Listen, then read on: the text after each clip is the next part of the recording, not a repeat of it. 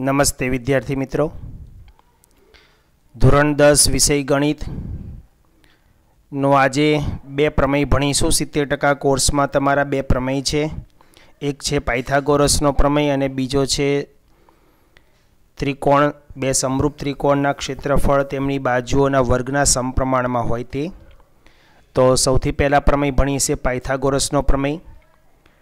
મિત્રો, પ્રમેયનું વિધાન, પાયથાગોરસના પ્રમેયનું વિધાન પણ પરીક્ષાની અંદર પૂછે, એટલે કે તમને સૂચનામાં ખાલી એટલું લખવામાં આવે કે પાયથાગોરસના પ્રમેયનું વિધાન લખો અને સાબિત કરો, તો તમારે એનું વિધાન પણ પાકું કરીને જવાનું રહેશે।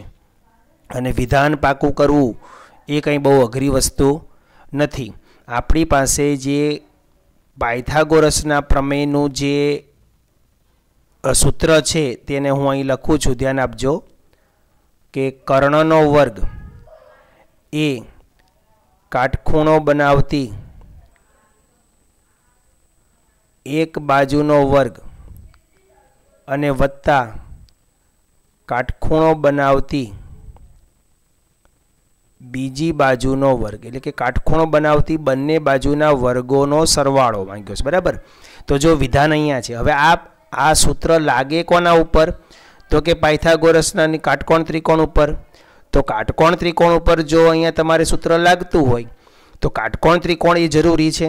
તો કાટકોણ ત્રિકોણમાં કર્ણનો વર્ગ, જો પહેલા છે કર્ણનો વર્ગ એ, હવે અહીંયા લખીશું કાબ એ બાનો વર્ગ વત્તા કાબ બી બાનો વર્ગ નહીં, પણ કાટખૂણો બનાવતી બે બાજુઓના માપના વર્ગોના સરવાળા જેટલો હોય છે। કારણ કે કાબ એ બા એટલે કાટખૂણો બનાવતી એક બાજુ ને કાબ બી બા એટલે કાટખૂણો બનાવતી બીજી બાજુ। તો અહીંયા કાટખૂણો બનાવતી બંને બાજુ આવી ગઈ, એટલે કાટખૂણો બનાવતી બે બાજુઓના માપના વર્ગના સરવાળા જેટલો હોય છે। આ તમારું વિધાન થશે। હવે વિધાનને અને આકૃતિને આધારે તમારે આકૃતિ દોરવાની છે કાટકોણ ત્રિકોણ, એમાં તમારે કોઈ પણ એક ખૂણાને કાટખૂણો બનાવવાનો છે। આપણે અહીંયા ખૂણો બી કાટખૂણો બનાવ્યો છે ને ત્રિકોણ એબીસી કાટકોણ ત્રિકોણ છે। તો પક્ષ કેવું લખવાનું આવશે એ જોઈએ આપણે। તો કે પક્ષની અંદર તમારે લખવાનું આવશે ત્રિકોણ એબીસી। ત્રિકોણ એબીસીમાં ખૂણો બી કાટખૂણો છે, જે ખૂણો કાટખૂણો તમે રાખ્યો હોય એના વિશે અહીંયા લખવાનું, ખૂણો બી કાટખૂણો છે। હવે જો ખૂણો બી કાટખૂણો હોય તો એસી કર્ણ થાય, તો સાધ્ય શું બનશે? સાધ્યમાં જે આપણું સૂત્ર છે એ સાધ્ય બનશે, એટલે કે કર્ણનો વર્ગ એટલે કે એસીનો વર્ગ એ કાટખૂણો બનાવતી એક બાજુ એટલે કે એબીનો વર્ગ અને કાટખૂણો બનાવતી બીજી બાજુ એટલે કે બીસીના વર્ગ જેટલો થાય। તો કે એસીનો વર્ગ ઇઝ ઇક્વલ ટુ એબીનો વર્ગ વત્તા બીસીનો વર્ગ। તો સાબિતીની અંદર હવે શું આવશે?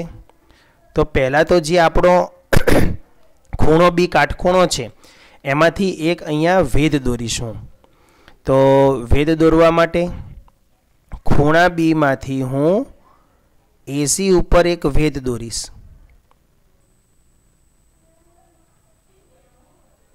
બરાબર। આ ભેદને નામ હું આપી દઈશ અહીંયા બિંદુ ડી, એટલે ભેદ દોર્યો એટલે અહીંયા 90 અંશનો ખૂણો બને, બરાબર, બંને બાજુ। અને અહીંયા પણ મૂળ 90 અંશનો ખૂણો બનાવવાનો છે। તો પહેલાં આપણે વિધાન લખીશું, ધારો કે બીડી એ કર્ણ એસી પરનો ભેદ છે, અથવા ખાલી લખો એસી પરનો ભેદ છે તો પણ ચાલે। ધારો કે બીડી એ કર્ણ એસી ઉપરનો ભેદ છે। જો એસી ઉપરનો ભેદ હોય તો બિંદુ ડી એ અને સી ઉપરનું થાય। તો કે બિંદુ ડી એ રેખાખંડ એસી પર છે, માટે બિંદુ ડી એ એસી ઉપર થયું, એટલે કે એ ડેશ ડી ડેશ સી, અને ડેશ વાંચવાનું છે મિત્રો, એ ઓછા બી ઓછા સી વાંચવાનું નથી। તો A dash D dash C થાય, અને A dash D dash C નો મતલબ તમે બીજો પણ લખી શકો, એ ડી અને સી સમરેખ છે। તમે આ ડેશવાળું ન લખો અને કૌંસમાં મેં જે લખ્યું એ લખો તો પણ ચાલે। ए डी અને સી સમરેખ, સમરેખ એટલે એક રેખા ઉપર આવેલા છે. જુઓ અહીંયા એ ડી અને સી એક લાઇનમાં આવેલા છે. ઓકે, તો આવું થાય તો એનો મતલબ એવો છે કે એ અને ડીનું જેટલું માપ હોય એનો અને ડી અને સીના માપનો સરવાળો એ આખા એસી જેટલો થાય. જો આ ટુકડો એથી ડી અને ડીથી સી, આ ઉપરનો ટુકડો અને નીચેના ટુકડાનો સરવાળો એ આખો એસી જેટલો થશે. તો એને આપીશું પરિણામ નંબર આપણે 1. તો પહેલો પોઈન્ટ્સ તમારો આટલો થયો. કયો? તો કે વેધ ધારવાનો અને વેધ આધારિત જે બિંદુ આપણને ડી મળ્યું એની સાથેનો આ આખા એસી સાથેનો સંબંધ.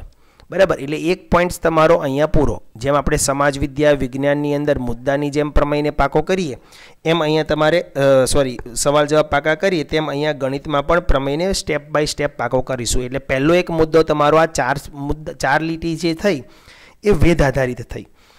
હવે તમારે અહીંયા એક સૂચના આપણે સમજ્યા હતા, એક સૂત્ર આપણે સમજ્યા હતા કે આવો જો કાટકોણ ત્રિકોણ હોય, પ્રકરણ 6 ની અંદર યાદ કરજો, પ્રકરણ 6 ની અંદરનું એક સૂત્ર આપણે સમજ્યા હતા. અહીંયાથી એટલે કે કાટકોણ ત્રિકોણમાં જો કર્ણ ઉપર વેધ દોરવામાં આવે તો એના 3 સૂત્ર આપણે સમજ્યા હતા. ખૂણો બી એ આ ત્રિકોણનું ઉદ્ભવ બિંદુ છે. તો અહીંયાથી તમારા 3 સૂત્ર આવતા હતા. એક બી એ સ્ક્વેરનું સૂત્ર આવતું હતું, બી એ સ્ક્વેર, એમાં એન્ડ પોઈન્ટ તમારો એ છે. ત્યારબાદ બી ડી સ્ક્વેર, એમાં ડી એ તમારું એન્ડ પોઈન્ટ છે. અને ત્યારબાદ છે બીસી સ્ક્વેર, એમાં સી તમારું એન્ડ પોઈન્ટ છે. તો બી એ સ્ક્વેર, તો એ પાસે હવે જો મતલબ કે બી એ સ્ક્વેર આવ્યો તો એમાંથી ઉદ્ભવતા બીજા રેખાખંડો કયા કયા? તો કે એ ડી અને એ સી, એનો અહીંયા ગુણાકાર થાય, એ ડી ઇન્ટુ એ સી. એ જ રીતે હવે બી ડી સ્ક્વેર મેં બનાવ્યું તો ડી પાસેથી નીકળતા રેખાખંડો કયા કયા? તો કે ડી એ અને ડી સી. તો અહીંયા આવશે ડી એ ઇન્ટુ ડી સી. ત્યારબાદ બીસી સ્ક્વેરમાંથી સી, તો સી એનું એન્ડ પોઈન્ટ થયું. તો સીમાંથી નીકળતા રેખાખંડો કયા બીસી સિવાયના? તો કે સી ડી અને સી એ, અથવા એને એસી પણ લખી શકાય ને. તો અહીંયા સી ડી ઇન્ટુ એસી. તો આમાંથી આપણે અહીંયા જરૂર કોની છે? એ બી સ્ક્વેરની અને બીસી સ્ક્વેરની. તો આ એ બી સ્ક્વેર એટલે કે બી એ સ્ક્વેર અને બીસી સ્ક્વેર, આ બે સૂત્રો હું અહીંયા લખીશ. અને આ જે મેં તમને આખી સમજૂતી આપીને એનો એક પ્રમેય છે તમારી પાઠ્યપુસ્તકની અંદર, પ્રમેય 6.7. તો અહીંયા આપણે પહેલાં લખીશું પ્રમેય 6.7 પરથી. તમે તમારા પાઠ્યપુસ્તકની અંદર પ્રમેય 6.7નું વિધાન વાંચશો તો તમને ખ્યાલ આવી જશે. પ્રમેય 6.7નું વિધાન આવું છે ને એની આકૃતિમાં પણ આ જ છે. તો પ્રમેય 6.7 પરથી અહીંયા તમારે લખીશું એ બી સ્ક્વેર. હવે એ બી સ્ક્વેર લખો અથવા બી એ સ્ક્વેર લખો તો પણ ચાલે. જો કાટખૂણો બી પાસે છે એટલે બી એ બી સ્ક્વેર લખો તો બીનું એન્ડ પોઈન્ટ નહીં જોવાનું, એનું એન્ડ પોઈન્ટ જોવાનું. તો એ પાસે રેખાખંડો કયા કયા છે? એડી અને એસી. તો અહીં લખીશું એડી ઇન્ટુ એસી. ત્યારબાદ બીસી સ્ક્વેરનું સૂત્ર લખીશું, એમાં એન્ડ પોઈન્ટ તમારો સી છે. તો સી પાસેથી નીકળતા રેખાખંડો કયા કયા છે? સીડી ઇન્ટુ એસી. હવે તમારા જે બે બિંદુ આવ્યા, મતલબ કે બે માપ આવ્યા એ બી સ્ક્વેર અને બીસી સ્ક્વેર, એનો અહીંયા શું માંગ્યો છે? સરવાળો. તો અહીંયા હવે આપણે સરવાળો કરીશું. હવે એ બી સ્ક્વેર વત્તા BC square is equal to A બીનું મૂલ્ય કયું છે? જુઓ અહીંયા એડી ઇન્ટુ એસી છે, એડી ઇન્ટુ એસી, પછી વચ્ચે વત્તા છે તો વત્તા. બીસી સ્ક્વેરનું શું છે? તો કે સીડી ઇન્ટુ એસી. હવે બંનેમાંથી તમારે એસી કોમન કાઢી લેવાના છે. તો એસી કોમન નીકળી જશે. તો અહીંયા આવશે એડી વત્તા સીડી. હવે એડી વત્તા સીડી, એડી વત્તા સીડી ઇઝ ઇક્વલ ટુ શું છે? એસી છે ને અહીંયા જો 1 નંબરના પરિણામમાં. તો અહીંયા આપણે શું લખીશું? હવે એસીનો એસી રાખીશું અને એસી વત્તા સીડીની જગ્યાએ હું લખી દઈશ એસી. આનું કારણ શું છે? તો કે પરિણામ નંબર 1, એટલે અહીં લખવાનું છે 1 પરથી. હવે એસી કૌંસમાં એસી is equal two AC square. તો માટે તમારું વિધાન અહીંયા આવશે એ બી સ્ક્વેર વત્તા બીસી સ્ક્વેર જે ઉપર છે એનું અહીં બેઠું લખી દેવાનું is equal two AC square સાબિત થઈ ગયું. બસ અહીંયા આ પાયથાગોરસનો પ્રમેય પૂરો. તો તમારે પાયથાગોરસના પ્રમેયને 3 પોઈન્ટ્સથી યાદ રાખવાનો રહેશે. એક પહેલાં વેધ દોરવાનો, વેધ દોરશો એટલે બિંદુ ડી મળશે એસી ઉપર, એટલે એ ડેશ ડી ડેશ સી એટલે કે એ ડી અને સી સમરેખ બિંદુઓ બનશે. સમરેખ મળે એટલે કોઈ નાના નાના બે ભાગનો સરવાળો એ મોટો ભાગ જેટલો થઈ જાય. ત્યારબાદ પ્રમેય 6.7 ઉપરથી આ બે સૂત્રો બનાવવાના છે જે આપણે અગાઉની થિયરીમાં પણ સમજી ગયા છે. એમાંથી ફક્ત આ બેનો જ ઉપયોગ કરવાનો છે.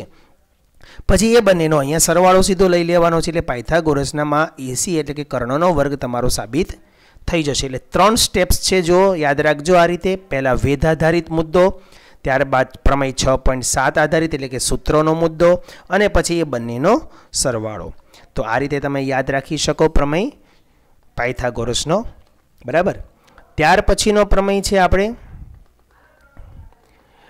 પ્રમેય 6.6 બે સમરૂપ ત્રિકોણના ક્ષેત્રફળનો ગુણોત્તર તેમની અનુરૂપ બાજુઓના વર્ગના બરાબર હોય છે અથવા તો સમપ્રમાણમાં હોય છે. વર્ગના બરાબર, બરાબરની જગ્યાએ તમે સમપ્રમાણ એમ શબ્દ વાપરો તો પણ ચાલે. બરાબરની જગ્યાએ વર્ગના સમપ્રમાણમાં હોય છે. વર્ગના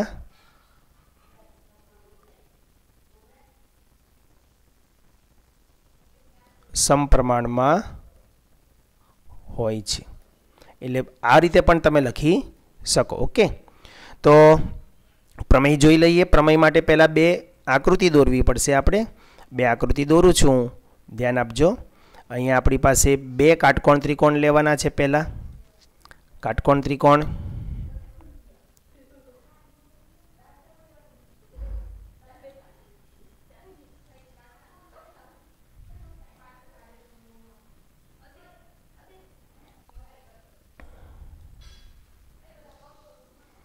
બીજો એક કાટકોણ ત્રિકોણ લઈ લઈ. સોરી, કાટકોણ ત્રિકોણની ક્યાં વાત છે? અહીંયા તો કોઈ પણ 2 સમરૂપ ત્રિકોણો છે ને, એટલે અહીંયા કોઈ પણ બીજો એક સમરૂપ ત્રિકોણ લઈ લઈશું. કાટકોણ ત્રિકોણ પાયથાગોરસ માટે છે, ખાસ ધ્યાન રાખજો. 2 સમરૂપ ત્રિકોણ લેવાના છે એટલે તમે એક સાઇઝ નાની અને એક મોટી સાઇઝ એમ લઈ લઈશું આપણે. એટલે શું છે, 2 સમરૂપતાનો ખ્યાલ આવે. બરાબર. તો 2 સમરૂપ ત્રિકોણો લીધા, એને નામકરણ આપી દઈએ આપણે. એ બી સી અને અહીં લઈ લઉં છું હું PQR. 2 સમરૂપ ત્રિકોણ લીધા એટલે પક્ષ આપણું આકૃતિ અને વિધાનને આધારે બનશે. આમાં મિત્રો વિધાન આપેલું હશે પરીક્ષામાં, આમાં વિધાન મોઢે રાખવાનું નથી. તો કે ત્રિકોણ ABC અને ત્રિકોણ PQR સમરૂપ ત્રિકોણો છે.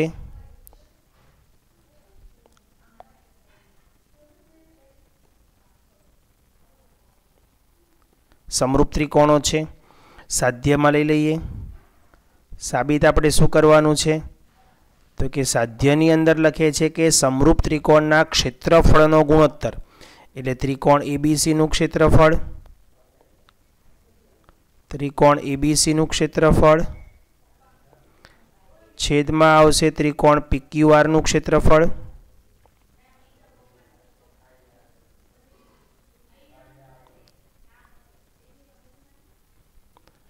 બરાબર. હવે અનુરૂપ બાજુઓના ગુણોત્તરના વર્ગ, ગુણોત્તરના વર્ગ અથવા તો વર્ગોના ગુણોત્તર બરાબર હોય છે એમ લખો તો પણ ચાલે. હવે અનુરૂપ બાજુ એટલે શું? તો જો AB ને અનુરૂપ કોણ આવશે? તો કે AB એ ડાબી બાજુની છે તો આ બાજુ ડાબી બાજુ PQ આવશે. તો AB ને અનુરૂપ PQ એટલે AB² અને PQ² ઇઝ ઇક્વલ ટુ, હવે નીચેની બાજુ લઈ લઈએ, BC² ના છેદમાં QR² અને ઇઝ ઇક્વલ ટુ AC² ના છેદમાં PR². ઓકે. એટલે બાજુઓના વર્ગોના સમપ્રમાણમાં છે એમ પણ કહી શકાય. તો પ્રમેયને સાબિત કરવા માટે હવે અહીં વાત ચાલે છે ક્ષેત્રફળની. બરાબર. તો ક્ષેત્રફળ માટે તમારી પાસે 1/2 પાયો ગુણ્યા વેધ જોઈએ. ક્ષેત્રફળનું સૂત્ર શું છે? 1/2 ગુણ્યા પાયો ગુણ્યા વેધ. અહીં તમને સમજૂતી આપું છું, ધ્યાન આપજો. તો નીચે PQRના પણ 1/2 ગુણ્યા પાયો ગુણ્યા વેધ જોઈશે. પાયો ગુણ્યા વેધ, એમાં 1/2 ઉડી ગયો. ઉપરના ત્રિકોણનો પાયો કોણ છે? તો કે ઉપરના ત્રિકોણનો પાયો તમારો BC છે. એનો વેધ આપણી પાસે અહીંયા નથી. તો નીચેના ત્રિકોણનો પાયો કોણ છે આપણી પાસે? QR. એનો પણ વેધ આપણી પાસે નથી. તો પહેલાં તો બંનેના વેધ આપણે અહીંયા ડ્રો કરવા પડશે, બરાબર. પછી જેમ BC/QR, કારણ કે આ બે સમરૂપ ત્રિકોણો છે ને, સમરૂપ ત્રિકોણો હોય તો અનુરૂપ બાજુઓનો ગુણોત્તર સમપ્રમાણમાં થાય. એટલે BC/QR તો સાબિત થઈ ગયું છે, તો આ બે બાજુઓનો ગુણોત્તર પણ સમાન બતાવવો પડશે. તો એ લક્ષ્યને ધ્યાનમાં રાખીને આપણે અહીંયા સાબિતી કરીશું. સૌથી પહેલાં હું પક્ષ આધારિત સાબિતીમાં શરૂઆત કરીશ. પહેલી સાબિતી લખું છું હું, જે આપણી પાસે ત્રિકોણ છે ABC અને PQR સમરૂપ છે એને આધારે લખું છું. તો ત્રિકોણ ABC અને ત્રિકોણ PQR સમરૂપ ત્રિકોણો છે.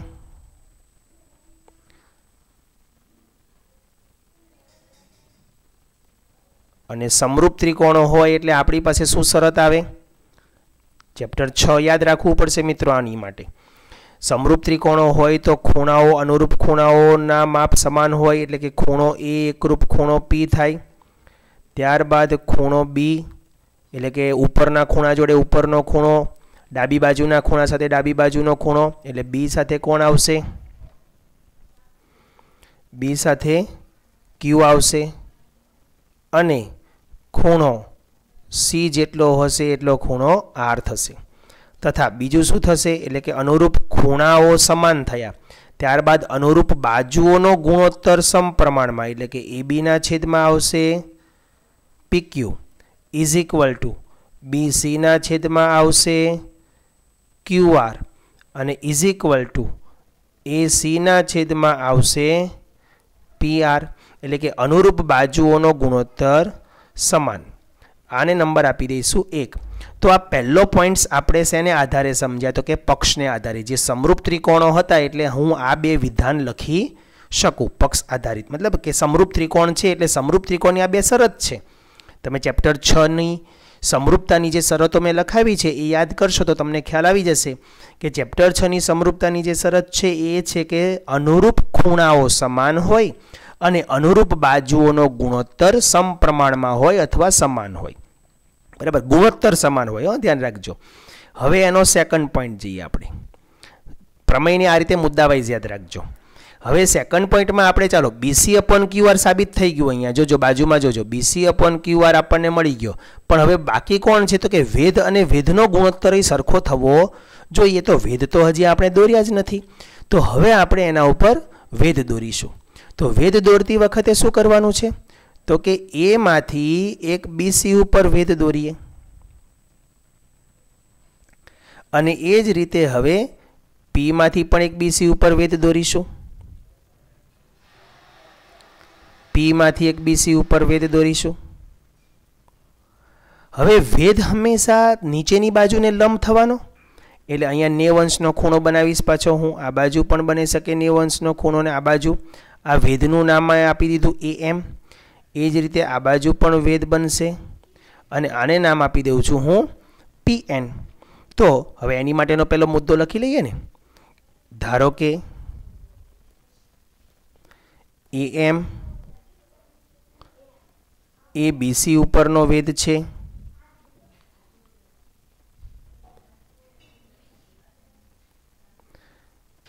AM એ BC પરનો વેધ છે, અને PN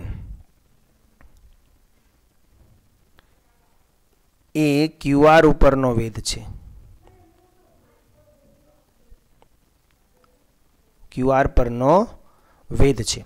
તો વેધ દોરવાથી તમારી પાસે બીજા બે નવા ત્રિકોણ, હવે વેધ તો છે પણ હવે આ વેધની પાછી સંગતતા સમરૂપતા BC/QR કેમ થયું? અહીંયા BC/QR એમ અહીંયા જે વેધ આપણી પાસે છે હવે એ વેધ કોણ છે? AM/PN. તો આની વચ્ચેની સંગતતા પણ સમરૂપતા બનવી જરૂરી છે. તો એની સંગતતા બનાવવા માટે તમારે કોઈ એક ત્રિકોણને પકડવો પડશે જેમાં AM અને PN હોય એવો. તો અહીંયા આપણી પાસે AM ને PN કયા ત્રિકોણમાં છે?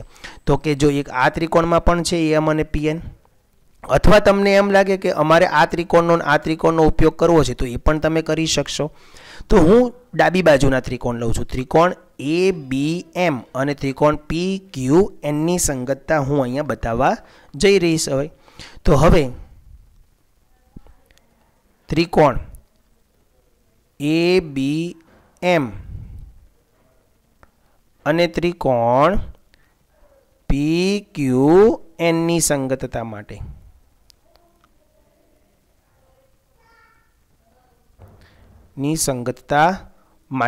એટલે સંગતતા માટે એનો મતલબ એવો છે કે આ બે ત્રિકોણો વચ્ચેની સંગતતા ડાયરેક્ટ લઈ લેવાય નહીં. પહેલામાં તો ઉપર લખીને આપ્યું હતું ને કે ABC અને PQR સમરૂપ છે, પણ ABM અને PQN સમરૂપ છે કે નહીં એ આપણને ખબર પડે નહીં. તો એ માટે પહેલાં સંગતતા સમરૂપતા જે 9મા ધોરણમાં આપણે 5 શરતમાંથી એક શરતથી સાબિત કરતા હતા એ અહીંયા આમાંના કોઈ પણ એક નિયમથી સાબિત કરવી પડશે. તો ખૂણો B જેટલો છે એટલો ખૂણો Q છે. જુઓ, ABM અને PQN ની વાત કરું છું, એટલે વારંવાર હું બતાવીશ. ABM એમાં જેટલો ખૂણો B છે એટલો PQN માં ખૂણો Q છે કે નહીં, અને આવું ક્યાં લખેલું છે? તો કે આ રહ્યું જો, AB બરાબર PQ, સોરી ખૂણો B બરાબર ખૂણો Q. તથા હવે જુઓ, એટલે એક મેં આ પોઈન્ટ લખ્યો AB બરાબર Q, એ પરિણામ એક ઉપરથી પણ લખી શકું અથવા હું અહીં લખી શકું, પક્ષમાં આપેલું જ છે. ત્યાર પછી હવે AMB એ આ કાટખૂણો બનશે કે નહીં? અહીંનો ખૂણો કાટખૂણો બનવાનો, તો આ પણ કાટખૂણો છે જ.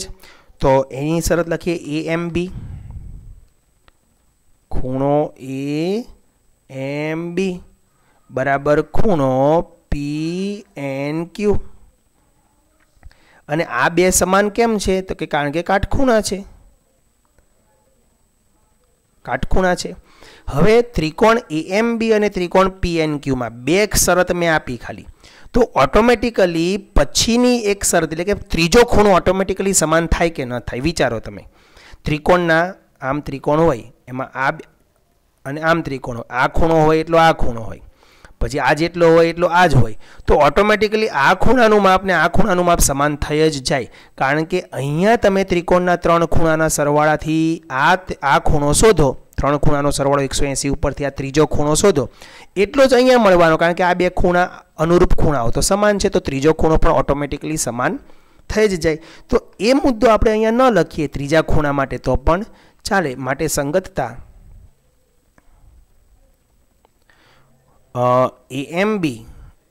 ABM લખો તો પણ ચાલે.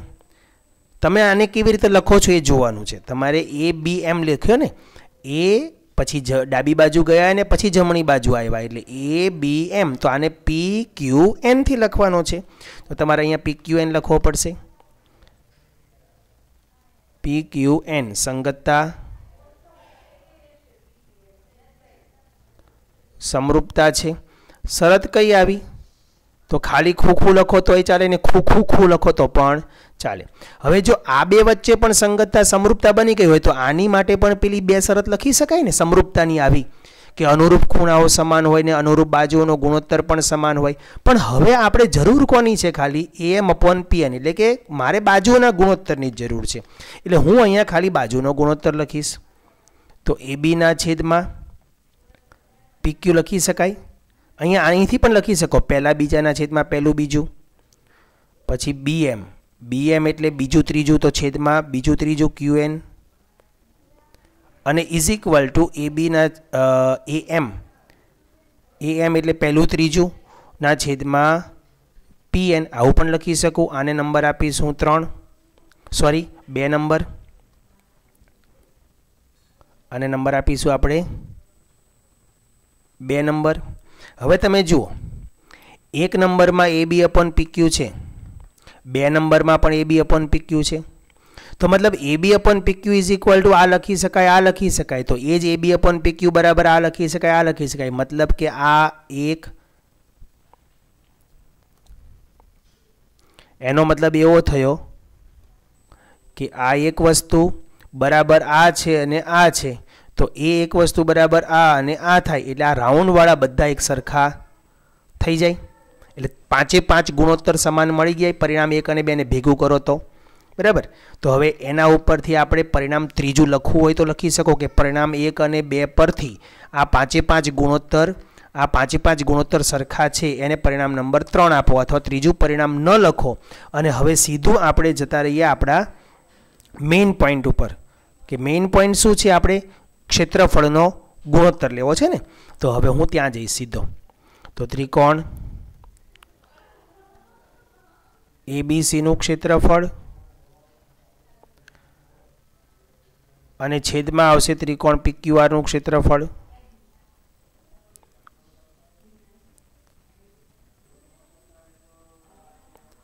બરાબર. તો અહીંયા સૂત્ર શું આવશે? 1/2 ગુણ્યા પાયો ગુણ્યા વેધ. એની નીચે પણ આવશે 1/2 ગુણ્યા પાયો ગુણ્યા વેધ. હવે જો બંનેનો 1/2 ઉડી ગયો. હવે એબીસીનો પાયો કોણ હતો? તો કે બીસી હતો. અને તેનો વેધ કોણ હતો? તો કે એમ હતો. હવે પીક્યુઆરનો પાયો કોણ હતો? તો કે ક્યુઆર હતો. જો આકૃતિમાં દેખાશે ક્યુઆર હતો ને, અને તેનો વેધ કોણ હતો? તો કે પીએન હતો. તો અહીંયા લઈ લઈશું પીએન. હવે ચાલો ધ્યાન આપજો, હું બીસીના છેદમાં ક્યુઆર લખું, લખાય કે નહીં? અને એએમના છેદમાં પીએન જે છે, આ એએમના છેદમાં પીએન દેખાય છે, એ અહીંયા છે એએમ અપોન પીએન. તો આની જગ્યાએ હું એબી અપોન પીક્યુ લખી શકું, લખાય કે નહીં? અને AB upon PQ is equal to BC upon QR એ લખી શકું, કારણ કે એ અહીંયા છે. AB upon PQ is equal to BC upon QR. મારે અહીંયા મારી પાસે બીસી અપોન ક્યુઆર છે, તો હું અહીંયા બાજુમાં બીસી અપોન ક્યુઆરને લાવવાનો પ્રયત્ન કરીશ, એટલે બીસી અપોન ક્યુઆર લખી શકું. હવે આ વિધાન લખ્યું ક્યાંથી? તો કે જો AM upon PN is equal to AB upon PQ લખાય, પછી AB upon PQ is equal to BC upon QR લખાય, એટલે પરિણામ 1 અને 2 ને બેઉને ભેગું કર્યું ને મેં અહીંયા, તો 1 અને 2 પરથી 1 અને 2 પરથી આવું મિક્સ કરી દેવાનું. તો બીસી ઉપર બીસી છે, તો અહીં શું થશે? BC square.